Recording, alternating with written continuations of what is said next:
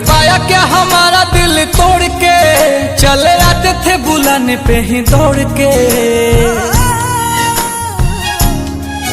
तूने पाया क्या हमारा दिल तोड़ के, चले आते थे बुलाने पे ही दौड़ के, चले आते थे बुलाने पे ही दौड़ के। फिर गए मुँह हमसे क्यों मोड़ के, गए मुँह हमसे क्यों मोड़ के, गए आखिरी निशानी जो तू छोड़ के। अब सोता हूँ दुपट्टा तेरा ओढ़ के, जुदाई तेरी जान ले गई, जुदाई तेरी जान ले गई। तुझे देखता हूँ साथ किसी और के, देखता हूँ साथ किसी और के, याद आती है पुराने उस दौर के। अब सोता हूँ दुपट्टा तेरा ओढ़ के, जुदाई तेरी जान ले गई, जुदाई तेरी जान ले गई। जब देखता हूँ साथ किसी और के।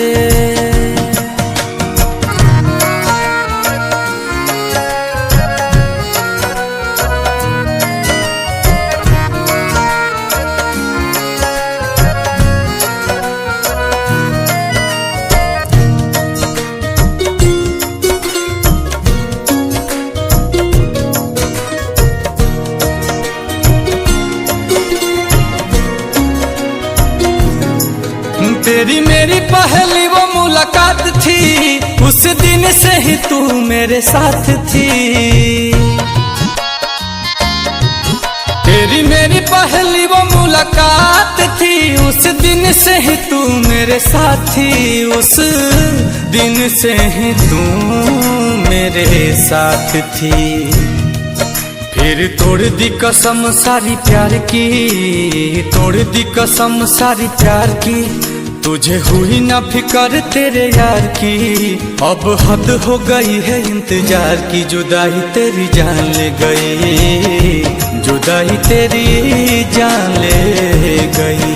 गए आखिरी निशानी जो तू छोड़ के, आखिरी निशानी जो तू छोड़ के, फिर गए क्यों हमसे मुंह मोड़ के। अब सोता हूँ दुपट्टा वहीं ओढ़ के, जुदाई तेरी जान ले गई, जुदाई तेरी जान ले गई। जब देखता हूँ साथ किसी और के।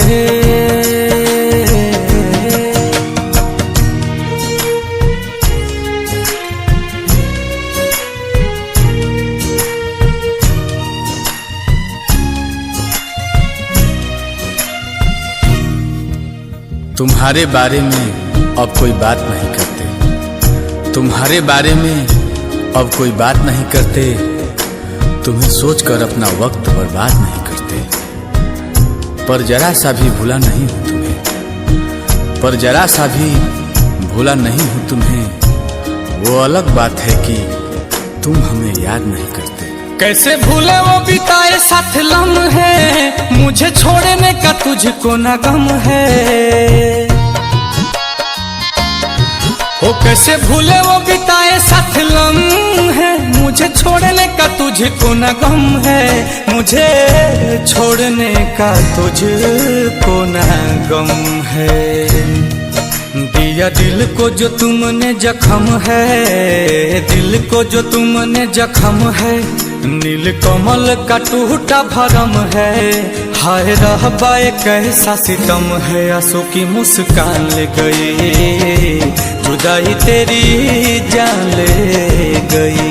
गए आखिरी निशानी जो तू छोड़ के, आखिरी निशानी जो तू छोड़ के, अब सोता हूँ दुपट्टा तेरा ओढ़ के। चले गए नाता गहरों से जोड़ के, जुदाई तेरी जान ले गई, जुदाई तेरी जान ले गई। जब देखता हूँ साथ किसी और के।